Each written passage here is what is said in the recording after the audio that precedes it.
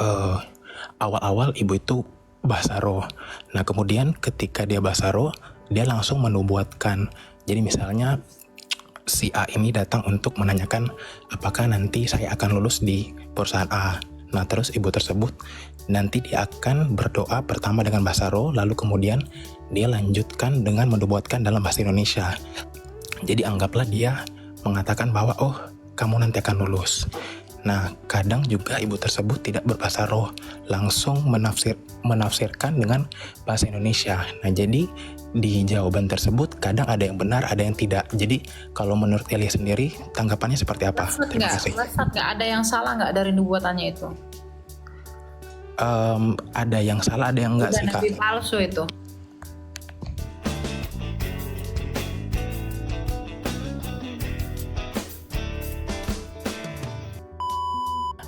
Jadi saya izin bertanya juga tentang bahasa roh. Jadi di daerah saya ada seorang ibu-ibu yang dia tuh diberi karunia roh. Nah banyak di tempat saya itu ketika ada suatu pergumulan atau sesuatu yang ingin ditanyakan, mereka datang ke ibu tersebut. Nah ketika datang ke ibu tersebut tuh, jadi mereka menyampaikan pergumulan mereka atau yang ingin mereka tanyakan. Jadi ketika sampai, ibu itu mendoakan mereka. Nah di dalam doa tersebut awal-awal ibu itu bahasa roh. Nah kemudian ketika dia bahasa roh, dia langsung menubuatkan. Jadi misalnya si A ini datang untuk menanyakan apakah nanti saya akan lulus di perusahaan A. Nah terus ibu tersebut nanti dia akan berdoa pertama dengan bahasa roh, lalu kemudian dia lanjutkan dengan menubuatkan dalam bahasa Indonesia. Jadi anggaplah dia mengatakan bahwa oh kamu nanti akan lulus. Nah kadang juga ibu tersebut tidak berbahasa roh, langsung menafsirkan dengan bahasa Indonesia. Nah jadi di jawaban tersebut kadang ada yang benar, ada yang tidak. Jadi kalau menurut Elia sendiri tanggapannya seperti apa? Terima kasih. Nggak ada yang salah nggak dari nubuatannya itu? Ada yang salah, ada yang enggak sih Kak? Nabi palsu itu. Itu buat-buatannya dia doang itu. Kalau ada yang salah, satu pun salah, nabi palsu itu. Jangan percaya. Berarti Kak, tapi kalaupun dia berdoa di awalnya pakai dalam nama Tuhan Yesus, terus pakai itu yang ditolak Yesus Matius 7, orang yang berseru kepadaku Tuhan, Tuhan yang tidak akan masuk ke dalam kerajaan surga. Bukan setiap orang yang berseru kepadaku Tuhan, Tuhan yang masuk dalam kerajaan surga, melainkan mereka yang melakukan kehendak Bapakku. Banyak di akhir zaman yang akan berseru, bukankah kami berbuat demi namamu, bukankah kami bermujizat demi namamu? Tapi Tuhan berkata, kamu sekalian pembuat kejahatan. Nabi palsu. Kalau menurut hukum perjanjian lama itu orang dihukum mati. Jadi jangan percaya sama orang seperti itu. 1 Tesalonika 5 ayat 21, ujilah segala sesuatu dan peganglah yang baik. Hati-hati. ya baik Pak.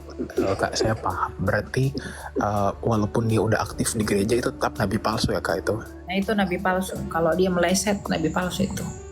Siap Kak.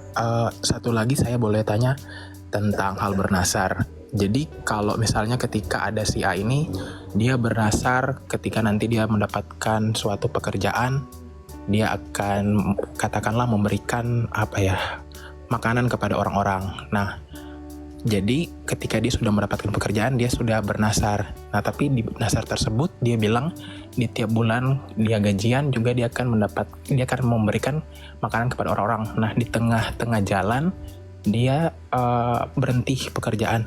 Nah, apakah dia akan melanjutkan nasar tersebut atau sudah tidak? Itu aja Kak. Ya harus sesuai dengan najarnya. Kak dia bernajarnya apa? Dia bernajar kalau saya sudah bekerja, saya akan berikan ini. Ya kalau sudah nggak bekerja ya nggak usah. Nah, pekerjaan yang kau lakukan tuh apa? Ulangan 23 ayat 21, apabila engkau bernajar kepada Tuhan Allahmu, janganlah engkau menunda-nunda memenuhinya, sebab tentulah Tuhan Allahmu akan menuntutnya daripadamu, sehingga itu akan menjadi dosa bagimu. Tetapi apabila engkau tidak bernajar, maka hal itu bukan menjadi dosa bagimu. Jadi kalau berjanji sama Tuhan, tepati janjimu. Kalau enggak, ya enggak usah. Ya baik, sangat jelas penjelasan dari Kak Elia. Terima kasih Kak. Shalom, Tuhan berkati. Ya.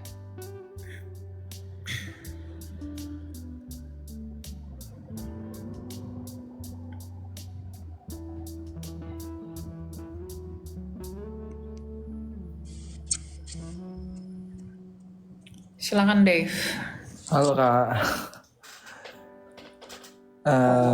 Aku sebetulnya nggak nanya sih, tapi ada kerinduan aku karena sepupu aku ini dia sedang pendalaman Alkitab gitu Kak. Dia sekolah teologi, tapi dia itu ibaratnya kalau dibilang agak-agak salah juga Kak, karena dia kayak support LGBT gitu. Nah, pendekatan aku yang baik itu gimana ya Kak? Kuliah teologi tapi support LGBT. Iya. Sesat itu. Aku sebagai saudaranya harus gimana ya Kak? Kalau boleh tahu Kak. Ya kamu nasihatilah, ngapain begitu? Tuhan tuh sejak semula menciptakan laki-laki dan perempuan untuk bersatu. Gak ada laki-laki dengan laki-laki, perempuan dengan perempuan. Itu dosa. Orangnya dikasihi tapi dosanya dijauhi. Jangan dosanya dilegalisasi. Siap. Nah, kalau saya sudah melakukan apa yang Kak Elia bilang, harusnya dia mengerti itu. Oke. Berarti seenggaknya aku udah berusaha untuk mengingatkan hal itu ya Kak ya? Ya, dia nanti akan bertanggung jawab untuk itu. Mana ada orang sekolah Alkitab mensupport yang begitu? Ngawur itu. Sekolah di mana itu? Nah, aku juga bingung Kak ya. Cuman gimana, sedih sih Kak sebetulnya. Kok bisa dia punya mindset seperti itu? Kalau aku rasa sih mungkin ada trauma yang dia alami sehingga dia bisa support seperti dia itu. trauma atau enggaknya, gini ya. Kalau orang sekalipun pernah melakukan hal dosa yang seperti itu, ketika dia mengajar orang lain, dia nggak boleh mengajar orang lain menurut dosanya itu. Dia nggak boleh melakukan pembenaran sekalipun dia pernah berdosa untuk hal itu. Paham nggak? Paham Kak? Maksud itu. Jadi jangan ada orang membenarkan dirinya dengan ayat, membenarkan dosanya dengan ayat Alkitab, itu nggak boleh. Kamu membelok-belokkan firman Tuhan itu nggak bisa. Kalaupun kamu pernah di dalam dosa itu, jangan itu menjadi alasan untuk membenarkan dosamu itu. Nah, dia sekolah Alkitab, sekolah dia belajar apa dia?